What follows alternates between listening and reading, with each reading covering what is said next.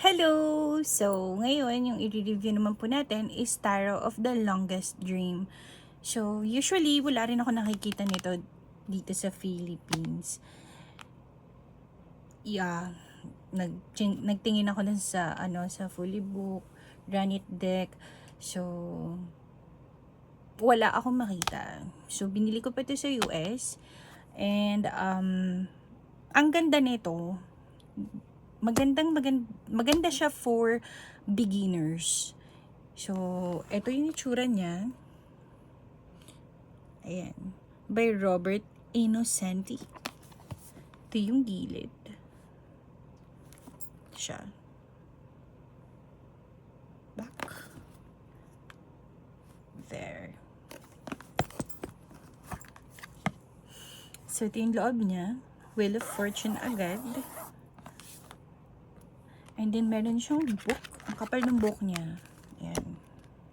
Sa book niya, meron na ring mga instructions how you're going to do this spread.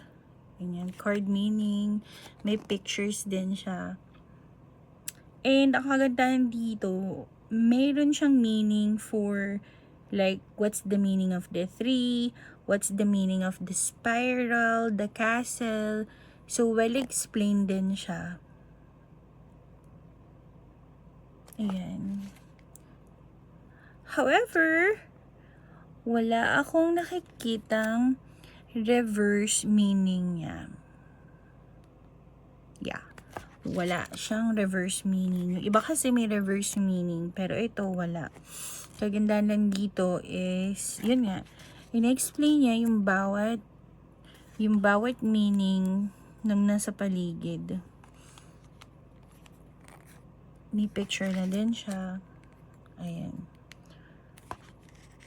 Ayun, wala talaga akong makitang reverse meaning. Tignan natin sa may bandang dulo.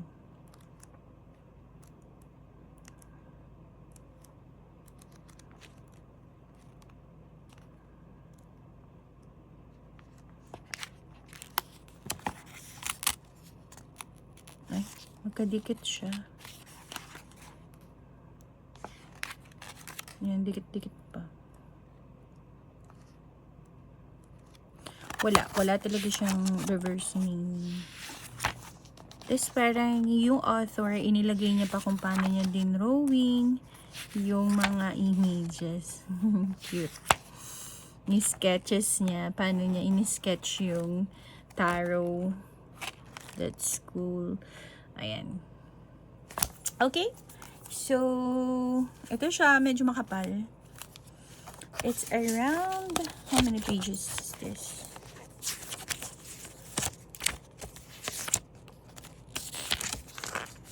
It's around 175 pages. Yun. Okay. So, now, tingnan na natin yung card. So, nakasealed to Na-open ko na kasi to. Nire-review na lang natin siya. Aside. And this one. Yan. So, may 2 extra cards siya. Itong nasa unahan. Yan. Ito. And then, yung nasa back. Na follow their page. Yeah. For more information. This is 78 deck. No? Nakakatuwa siya kasi almost parang inano lang siya. In-improvise ng kauna-unahang tarot. So, one moment. Ipakita ko sa inyo yung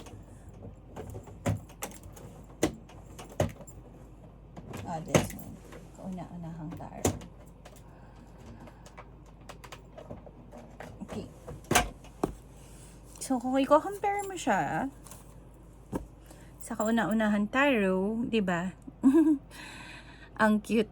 In-improvise lang niya. No? Let's see. The Magician. Then look at the Magician here. Kumbaga naging Gen Z. Ayan o. Diba? So, maganda din talaga siya for beginner. Kasi alam mo naman, pag beginner tayo, nag-i-start talaga tayo sa unang, dito sa tarot na to. 'Di ba? Ayan o. So cool. So, yun. Hindi ko na pakikita tong isa.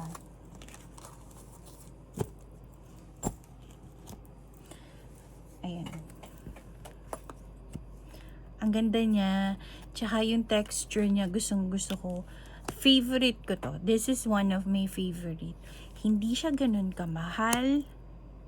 Pero siya yung isa sa paborito ko. Mabilis ako nagre-resonate kapag ito yung gamit ko. Ayan. And the chariot niya. It's like improvise lang talaga ng old version of tarot. The Hermit. This is the Wheel of Fortune. The Justice. The Hangman. Temperance. The Devil. The Tower. Star. The Moon. The Sun. Dalawa na. Kasi yung The Sun sa una, isa lang eh. Ito. Diba? Isang bata lang. Dalawa na dyan. Ayun. The Judgment. The World.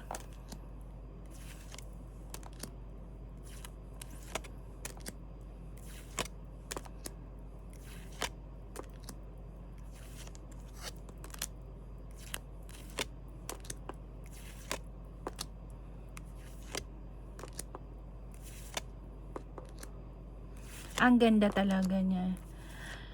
Hindi siya nakakatakot tingnan. Parang pastel or ewan. Oo, parang yung color niya hindi dark. Pastel yung dating sa akin.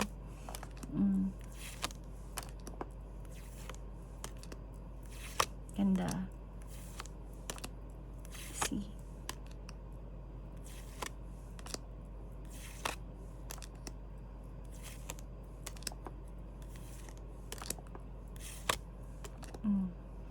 Queen of Swords. Ace of Cups. Two of Cups. Three of Cups. Four of Cups. Six of Cups.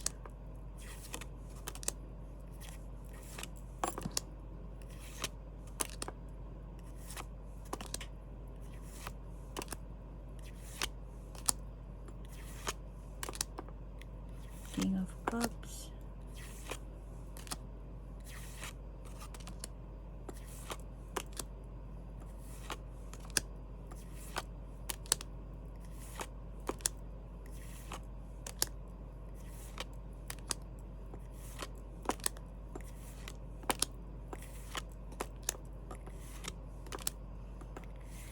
Queen and then King.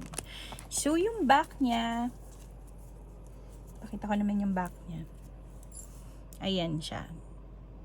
So malalaman mo kapag reverse kasi yung moon ba yan? Basta patakip silim. Ito, kapag reverse, nakaganyan. So, malalaman mo pag baligtad siya. So, kung nagbabasa ka ng reverse, alam mo na agad. Plus, ito, yung dito niya. So, kapag nakaganyan yan, ibig sabihin, upright siya. Pero pag ito yung nakaganyan, ibig sabihin, reverse siya. Yun lang yung, kapag nagbabasa ka ng reverse, yun lang yung medyo, disadvantage. Pero kasi hindi ako nagbabasa ng baliktad. Kaya, no issue siya sa akin. Then, sa paghahawak naman, saktong-sakto lang siya sa kamay ko. Medyo malaki yung kamay ko, pero saktong-sakto siya. At, hindi ko siya nakikitaan ng nagamit ko na siya, pero hindi ko siya nakikitaan ng mga white something here. Usually kasi iba, nagkakaroon agad ng puti-puti sa ganito. So, may mga i-review ako ng cards na ganun, na makikita mo na parang nagde-dent agad siya sa gilid. Ito, ilang beses ko na rin siya nagamit, pero wala akong nakikitang dents agad sa gilid. No? Tapos, medyo plastic siya. Hindi. Photo vapor din. Pero, magandang klase. So, actually, binabalasa ko siyang ganyan. Pero, hindi ko siya nakikitang nagbe-bend. No? Ilang beses ko na rin itong ginamit. Pag binalasa ko siyang ganyan, hindi ko siya nakikitang nagbe-bend. Pwede rin namang ganito yung pagbabalasa natin. Ayan. So, yun. Underrated siya. So, wala ganong pumapansin sa kanya. But for me, this is a best deal, no? Regarding sa price nito, sa US ko kasi siya binili. I'll check. Iko-convert natin into peso.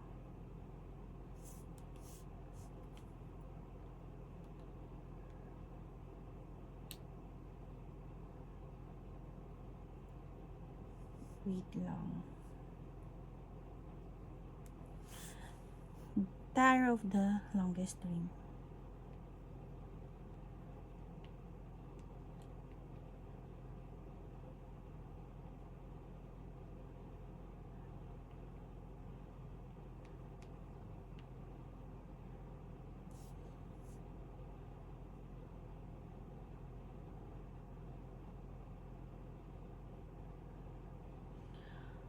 Nasa 2,836 pesos siya. Ayun. 2,836 in peso. Yan. Ang ganda niya. Gusto ko siya. So, thumbs up, lalo na sa mga beginners. Kasi kamukhang-kamukha siya ng sinaunang taro. Ang ganda. That's it. So, that's Tarot of the Longest Ring. Thank you.